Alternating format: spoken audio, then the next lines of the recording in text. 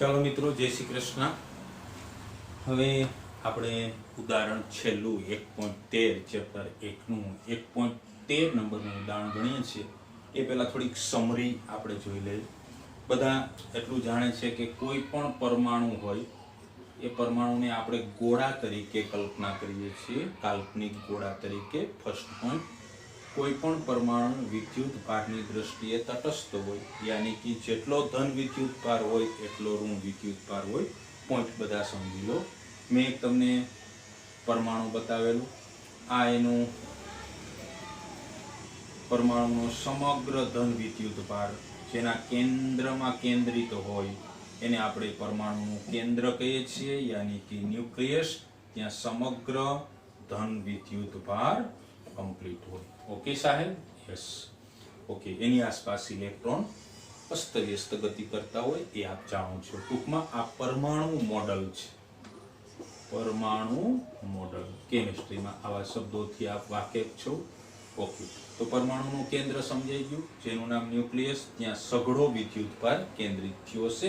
મેં અહીં એક પ્લસ બતાવ્યો છે. એનો મતલબ એ સમજી લેવાનો કે સમગ્ર ધન વિદ્યુત ભાર ત્યાં કેન્દ્રિત છે, જેને તમે બિંદુવત તરીકે લઈ શકો. ઓકે. હવે ઝેડ. ઝેડ એટલે પરમાણુ ક્રમાંક. પરમાણુ ક્રમાંકને ઝેડ વડે બતાવવામાં આવે. ઓકે. પરમાણુ ક્રમાંક કોને કહેવાય એ તમે કેમિસ્ટ્રીમાં જાણો છો કે એની અંદર રહેલા પ્રોટોન અથવા તો ઇલેક્ટ્રોનની સંખ્યાને, પ્રોટોન અથવા તો ઇલેક્ટ્રોનની સંખ્યાને આપણે પરમાણુ ક્રમાંક કહીએ. આપ જાણો છો કે જેટલા પ્રોટોન હોય એટલા ઇલેક્ટ્રોન હોય છે. તો પ્રોટોન અથવા તો ઇલેક્ટ્રોનની જે સંખ્યા છે તેને આપણે પરમાણુ ક્રમાંક કહીશું. દાખલા તરીકે કાર્બન, 6 પ્રોટોન 6 ઇલેક્ટ્રોન, આથી એનો પરમાણુ ક્રમાંક 6 છે. ઓકે. પ્રોટોન અથવા ઇલેક્ટ્રોનની સંખ્યા હંમેશા સમાન હશે. ઓકે. હવે આપણે વાત કરીએ, પ્રોટોન એટલે ધન વીજભાર, અને પ્રોટોન ધન વીજભાર છે એટલે એ સમગ્ર ધન વિદ્યુત ભાર પરમાણુના કેન્દ્રમાં બરોબર કેન્દ્રિત થયો હશે. ઓકે. અને ઇલેક્ટ્રોન બધે અત્ર તત્ર છૂટા છવાયા વિતરણ થયેલા હશે. તો ધન વીજભાર કેટલો હશે? કારણ કે આ પરમાણુ મોડલ છે, એમાં આપણે એમ ધાર્યું કે એનો પરમાણુ ક્રમાંક ઝેડ છે. તો ઝેડ જેટલા પ્રોટોન હશે અને ક્યુ બરાબર એની. થોડુંક સમજાવી દઉં. ક્યુ બરાબર એની. તમારી પાસે 6 પ્રોટોન હોય તો 6e લખો, 10 પ્રોટોન હોય તો 10e લખો છો. એમ ઝેડ જેટલા પ્રોટોન છે તો ધન વિદ્યુત ભાર પ્લસ ઝેડ. ખરું કે ના ખરું? યસ. અને એટલો જ નેગેટિવ ઋણ વિદ્યુત ભાર આવશે માઇનસ ઝેડ ઈ, જ્યાં હું વારંવાર બોલું છું ઝેડ પરમાણુ ક્રમાંક છે. ઓકે. એટલી વસ્તુ ક્લિયર થવી જોઈએ. બેઝિક હતી. ઓકે. એ ફિઝિક્સમાં નહીં આવે અત્યારે, હાલમાં તમે થોડુંક જાણતા હશો. પરમાણુને પોલા ગોળા તરીકે આપણે કલ્પના કરેલી, એને આપણે નક્કર ગોળા તરીકે કલ્પના કરીશું. ઓકે. ઓકે. તો નક્કર ગોળો હોવાથી એને આપણે 3 ડાયમેન્શનમાં લઈ શકાય. એટલે 3 ડાયમેન્શન આવ્યું.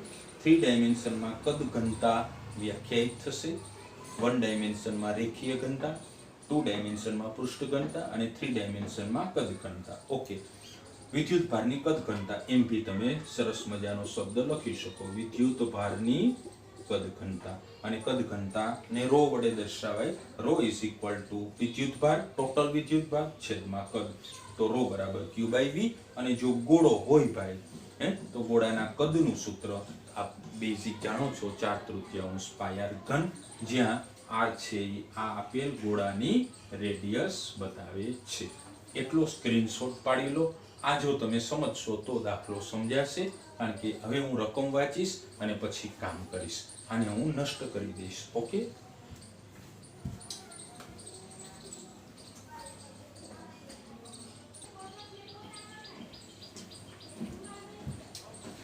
ચાલો મિત્રો, તો હવે આપણે 1.13 ની રકમ જોઈશું અને દાખલાની શરૂઆત કરીશું. અત્યાર સુધી મેં બેઝિક તમને સમરી આપી દીધી. રકમ આ મુજબ છે. પરમાણુ માટેના પ્રારંભિક મોડલમાં, એટલે આપણને એક પરમાણુ મોડેલ આપેલું, પરમાણુ મોડલ. ઓકે. આ પરમાણુ મોડલ છે. એમાં Ze વિદ્યુત ભાર ધરાવતું ધન વિદ્યુત ભારિત બિંદુવત ન્યુક્લિયસ અને તેની આસપાસ આર ત્રિજ્યા સુધી નિયમિત ઘનતાના ત્રિજ્યાના નિયમિત ઘનતાના ઋણ વિદ્યુતભાર વડે ઘેરાયેલું છે. 2 પોઈન્ટ આપ્યા.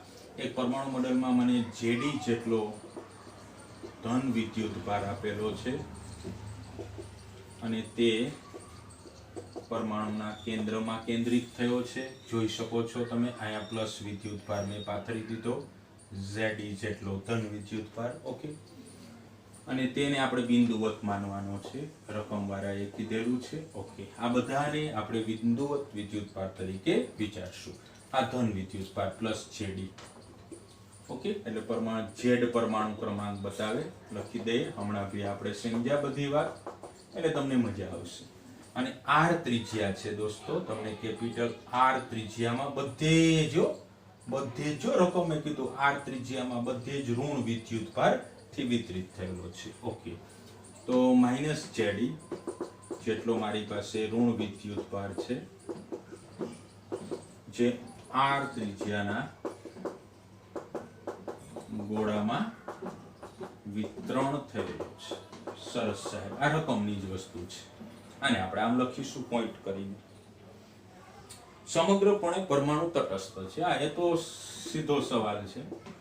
આપેલ પરમાણુ વિદ્યુતની દ્રષ્ટિએ તટસ્થ છે. જોઈ શકો મામલો, સરસ મજાનો મામલો બની ગયો. તમારા 2 સ્ટેપ મસ્ત થઈ ગયા. એટલે પરમાણુ વિદ્યુતની દ્રષ્ટિએ તટસ્થ છે. તો આ મોડેલ માટે, આ જે પરમાણુ મોડેલ છે એ મોડેલ માટે ન્યુક્લિયસ એટલે આપણે સેન્ટરમાં આવી ગયા. ન્યુક્લિયસથી સ્મોલ આર અંતરે વિદ્યુત ક્ષેત્ર શોધો. આપણે શોધવાનું છે ન્યુક્લિયસથી સ્મોલ આર અંતરે વિદ્યુત ક્ષેત્ર. એટલે ચોખવટ નથી ભાઈ, વિદ્યુત ક્ષેત્ર શોધવાનું છે. એટલે હવે સ્મોલ આર તો ભાઈ કહાની થોડીક આપણા આ ભાગમાં છે, એ આપણે સમજી લઈએ. સ્મોલ આર અંતર એટલે સૌથી પહેલા આ સ્મોલ આર અંતર મેં એટલું પસંદ કર્યું. ઓકે, કેપિટલ આર તો છે. એટલે હું શું કરીશ આ દાખલામાં, એક અંદરના ભાગમાં કામ કરીશ, ગોળાના અંદરના ભાગમાં દોસ્તો. આ બધું તમારે દાખલાના જવાબમાં લખવાનું છે. R is less than R. અને બીજી વખતે હું વિદ્યુત ક્ષેત્ર શોધીશ, એ હું બહાર વયો જઈશ. એક વખત અહીંયા આર લેસ, એને હું આર ડેક્સ કહી દઉં. તો બીજી વખતે બહારના ભાગમાં, કારણ કે રકમમાં ચોખવટ નથી અંદર કે બહાર, એટલે આપણે આ વિચારવું પડશે. આર ડેક્સ ગ્રેટર ધેન આર. એક અંદરના ભાગમાં આપણે વિદ્યુત ક્ષેત્ર શોધીશું અને એક બહારના ભાગમાં વિદ્યુત ક્ષેત્ર શોધીશું. થોડોક સ્ક્રીનશોટ લે લો. ઓકે, પહેલા અંદરના ભાગમાં, પછી બહારના ભાગમાં આપણે વિદ્યુત ક્ષેત્ર કાઢવાનું છે. આને જરાક જવા દો દોસ્તો. ઓકે, કારણ કે હવે આપણું ટાઇટલ અંદરના ભાગમાં રહેશે, બધાને ખબર પડી ગઈ. હા, અંદરના ભાગમાં એ જ આપણે શુભ શરૂઆત કરીશું. તો અંદરના ભાગમાં આ પી પોઈન્ટ આગળ વિદ્યુત ક્ષેત્ર શોધવાનું છે. એક વસ્તુ અગત્યની બોલી જાવ કે અહીં વિદ્યુત ક્ષેત્ર ત્રિજ્યાવર્તી, આ મને બહુ ગમે. અહીં વિદ્યુત ક્ષેત્ર ત્રિજ્યાવર્તી અને બહારની તરફ છે. આ આપણે ધારણા કરીશું. વિદ્યુત ક્ષેત્ર ત્રિજ્યાવર્તી અને બહારની તરફ છે. આ વિદ્યુત ક્ષેત્રની ડાયરેક્શન છે. કેવી રીતે? ત્રિજ્યાવર્તી તો સમજાય છે બધાને? હા, અને બહારની તરફ. ઓકે, હવે આપણે અંદરના ભાગનું ટાઇટલ કરી અને કામ આગળ વધારીએ. તો અંદરના ભાગમાં વિદ્યુત ક્ષેત્ર જોઈએ છે. ઓકે, એ પહેલા એક આપણે છણાવટ કરી લઈએ. છણાવટ મસ્ત કરી લઈએ અહીંયા, કે આ જે ગોળો છે એ ગોળામાં આપણે ઋણ વિદ્યુત ભારની કદ ઘનતાની ચર્ચા કરી લઈએ. શબ્દ જોજો, માત્ર ઋણની હું ગણતરી કરીશ. ગોળામાં ઋણ વિદ્યુત ભારની કદ ઘનતા, તો ρ બરાબર સૂત્ર Q બાય V, એટલે ગોળાનો ઋણ વિદ્યુત ભાર. કારણ કે તમે અહીંયા બે વસ્તુ લખવી પડશે, કારણ કે ધને છે અને ઋણે છે. એટલે ખાલી તમે વિદ્યુત ભાર લખશો તો તમે જ ગોટે ચડશો. સમજાય બધાને? ρ બરાબર Q બાય V અને છેદમાં આર ત્રિજ્યા છે ભાઈ, તો એ તો ગોળાનું કદ. યાની કે ન સમજાય તો Q બાય V તો બધાને આવડે જ છે, પણ લખવું પડશે. જે ટાઇટલમાં રહ્યું ઋણ વિદ્યુત ભારની કદ ઘનતા કેટલી, એને આપણે સાચવી લઈએ. ઓકે, આની પેલા ગણતરી કરી લઈએ, એને સાચવીને એક સાઈડમાં મૂકીશું. ઋણ વિદ્યુત ભાર કેટલો છે તો કે -Zd છે ને, જોઈ લો ડેટામાં જોઈ લો, આ સાઈડ છે આ રહ્યું, અને કદનું સૂત્ર r ત્રિજ્યા છે 4/3 પાઈ r ઘન. ઈ શા માટે? કારણ કે તમારો ઋણ વિદ્યુત ભાર r ત્રિજ્યાના ગોળામાં વિતરિત થયેલો છે, તો કદ તો આવે સાહેબ. યસ, -Zd upon 4/3 પાઈ r ઘન. એટલો સ્ક્રીનશોટ લઈ લો. અને સરખું લખું તો બધું તમે જાણો છો, 3 ને ઉપર જાવ દો 3Zd ના છેદમાં 4 પાઈ r ઘન. અહીં સુધી બધા ક્લિયર છે. આ આપણી પાસે ઋણ વિદ્યુત ભારની કદ ઘનતા આવશે ગોળાની અંદર. ચાલો આટલું જવા દો મિત્રો. અચ્છા, આનો જવાબ આપણે સાઈડમાં રાખીશું. -3Zd upon 4 પાઈ r ઘન. અહીં જરાક પોઈન્ટ લખી લઈએ, એટલામાં આપણે સમજી ગયા ઋણ વિદ્યુત ભારની કદ ઘનતા ρ આપણને મળી -3Zd ના છેદમાં 4 પાઈ r ઘન. ઓકે, સરસ સાહેબ. હવે અંદરના ભાગમાં વિદ્યુત ક્ષેત્ર, હવે આને બી જવા દઈએ, આપણે અંદરના ભાગમાં કામ કરીએ છીએ. અંદરના ભાગમાં કામ કરીએ છીએ. અચ્છા સાહેબ,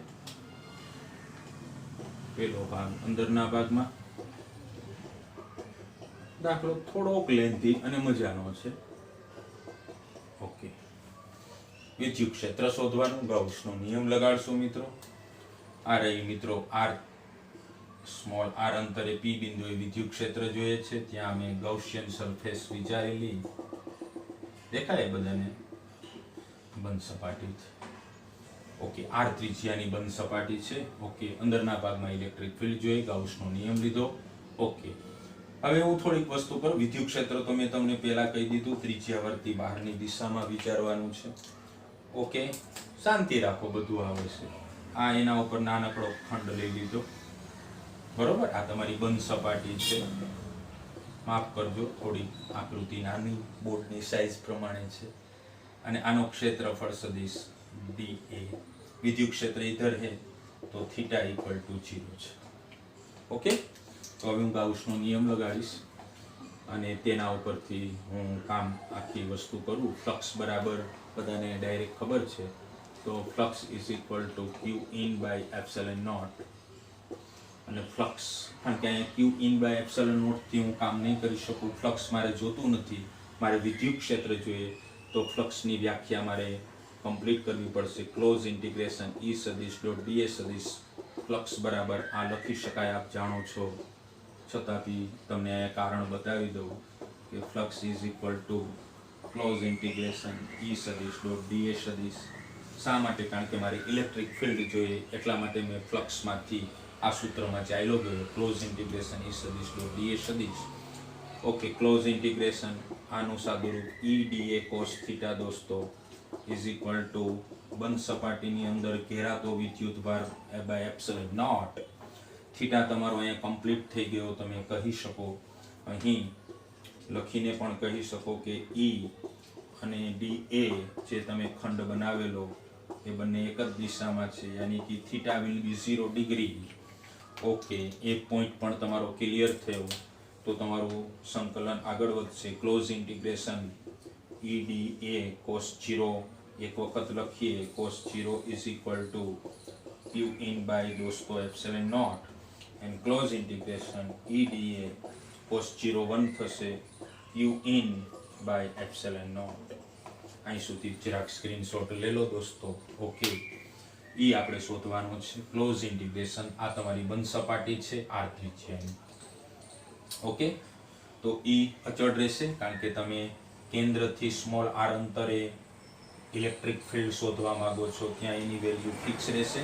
તો ઈ સંકલનની બહાર નીકળશે. તો નેક્સ્ટ સ્ટેપ હું આગળ દોહરાવું છું, ઇધર લખું. તો નેક્સ્ટ સ્ટેપ E બાર close integration dA = Qin/ε0. E dA એટલે A, અને એની અગલ બગલ લખીશું જે તમારી બંધ સપાટી હશે તેનું ક્ષેત્રફળ, કારણ કે ક્લોઝ છે. બંધ સપાટીનું ક્ષેત્રફળ દોસ્તો. એમાં ઘણા દોસ્તોને ભૂલ પડે છે, તો ખાસ અહીંયા લખી લેવું જોઈએ ભાઈ, બંધ સપાટીનું ક્ષેત્રફળ. અને પોલો ગોળો છે એ તમને ધ્યાનમાં છે, તો પોલા ગોળાની સપાટીનું ક્ષેત્રફળ તમને આવડવું જોઈએ.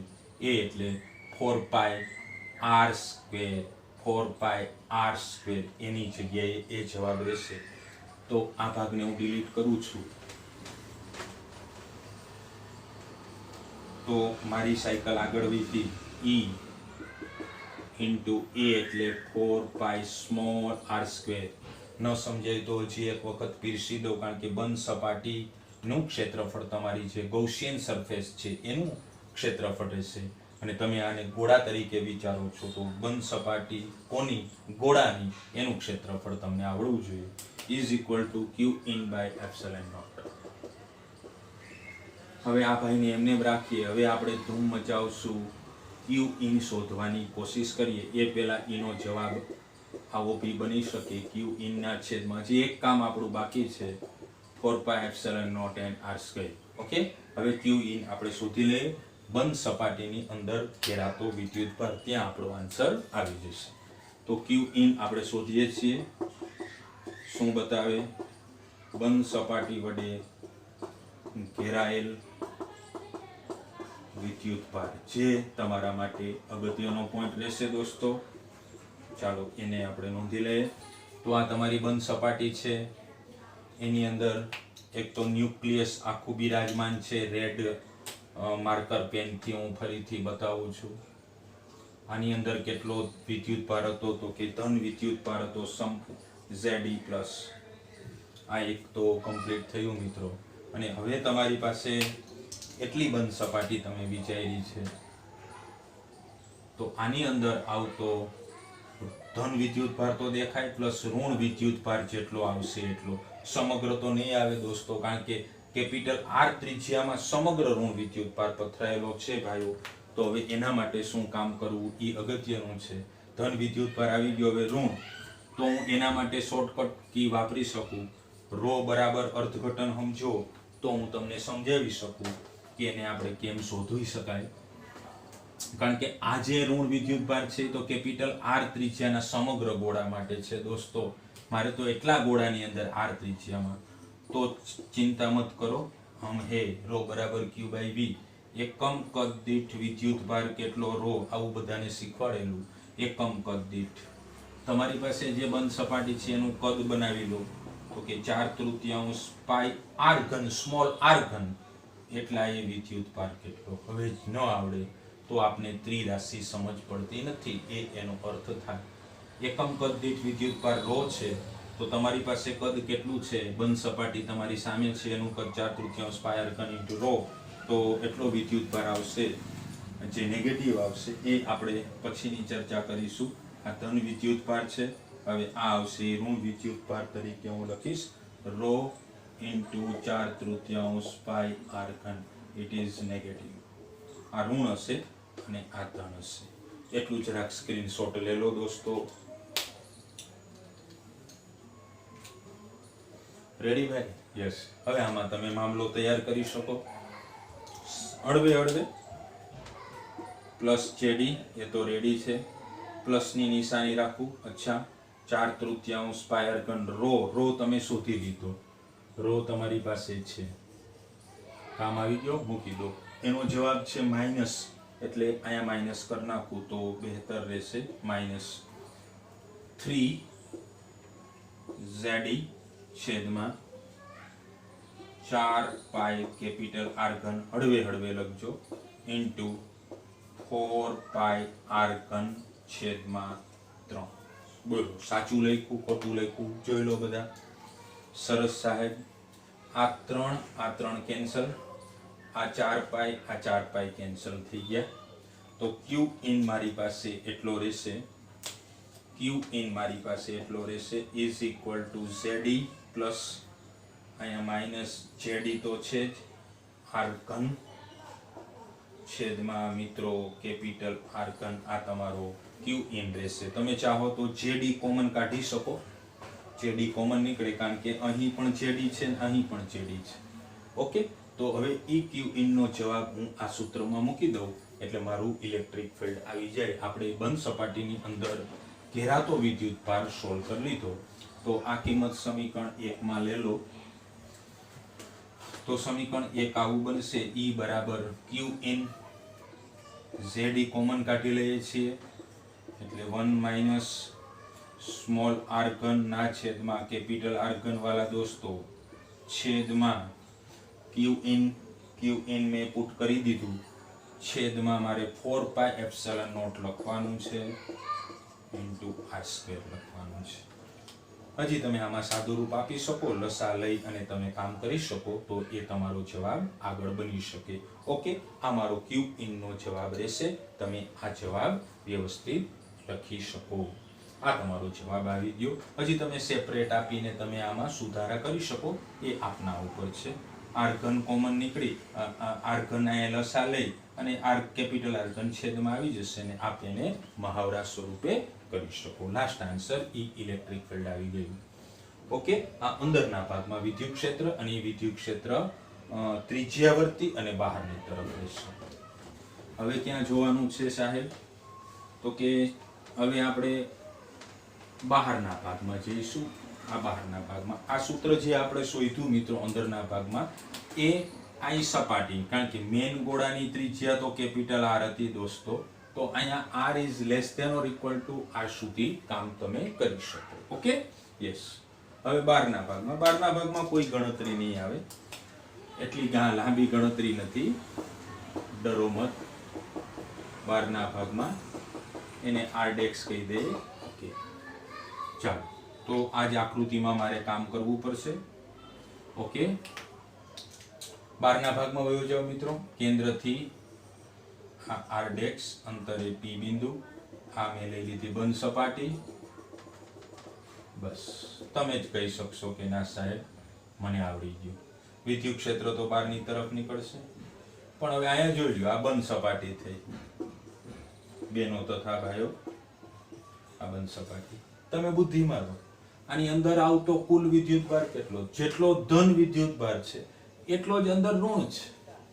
તો બહારના ભાગ માટે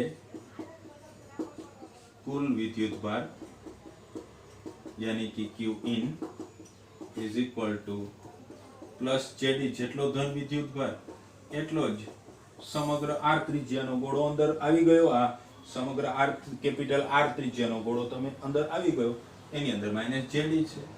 તો ટોટલ વિદ્યુત ભાર 0 થયું, કુલ વિદ્યુત ભાર 0. આથી બહારના ભાગમાં વિદ્યુત ક્ષેત્ર will be 0 રહેશે. ઓકે, આ આપણો જવાબ રહેશે. ઓકે, તો દાખલો થોડોક લેન્ધી હતો. અહીંયા આપણા દાખલા સમાપ્ત થાય છે. આની MCQઓ દોસ્તો તમારી જાતે સોલ્વ કરો.